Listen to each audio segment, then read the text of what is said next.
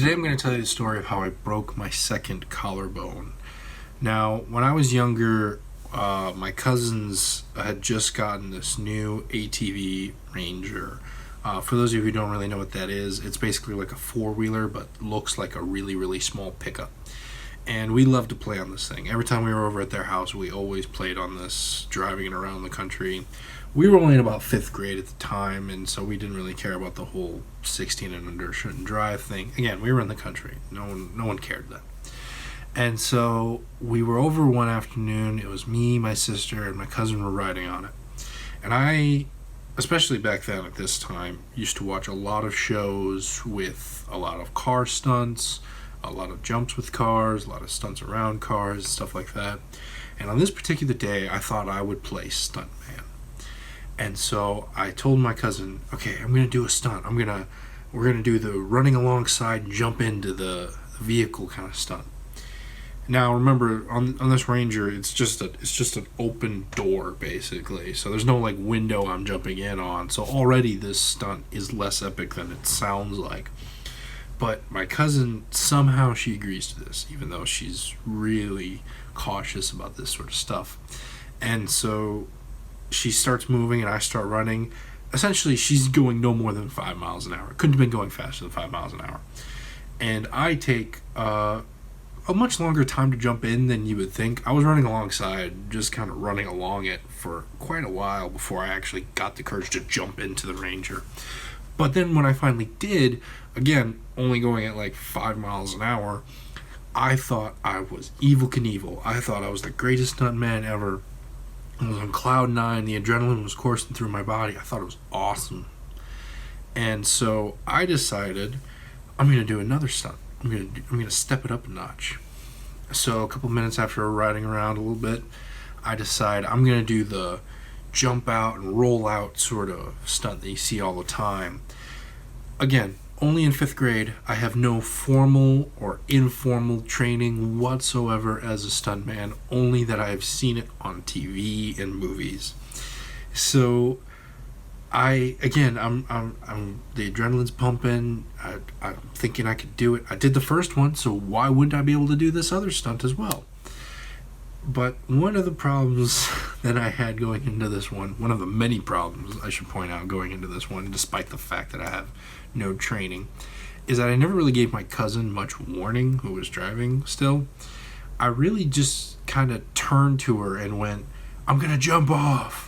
And she goes, what? And I'm like, I'm going to jump off. I'm like turning as I'm like getting ready. She's like, well, wait, let me just slow down first. At this point, she's now going about 15, 20 miles an hour, which doesn't seem like a lot more. But when you're a 5th grader jumping off a Ranger, it's like light speed, really, compared to 5 miles an hour. And so I jump out of the doorway, the open doorway, essentially. And gravity does its thing where it just kind of takes me and throws me to the ground. Again, no formal training. I don't know parkour. I don't even know if parkour is really a thing at this point. I don't know if you have to land and roll at the same time. I just kind of jumped off. I literally just kind of jumped off. And it turns out when you just jump right off of a vehicle, the rear tire gets really close to your head. That was the first close call. But I did end up landing on my left shoulder, which ended up cracking my collarbone. The worst part about this all, though, was it occurred about 50 feet in front of my mother.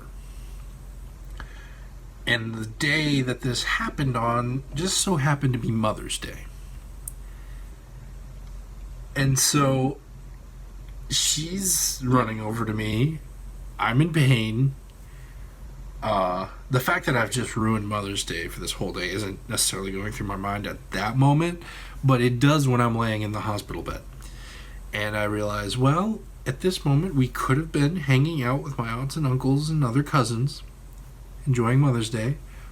But instead, because I don't know how physics works, we are sitting in the hospital as they're getting x-rays of my now cracked collarbone.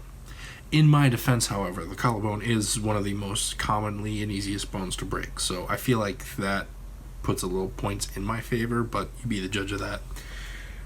And I feel awful about all this. I could have forgotten Mother's Day and forgotten to give her a gift and all that, and I don't think it would have been as bad as just making my mother sit in a hospital with me during Mother's Day.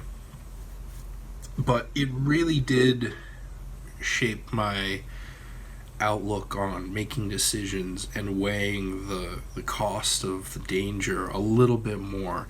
And I think especially in those next few years following that event, I was a little too cautious. I kind of overcorrected as far as that case.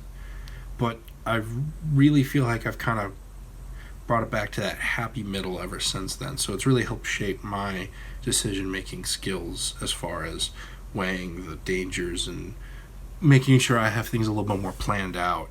So in the long run, it maybe helped shape me a little bit better as a person, but it certainly was a bad moment at the time.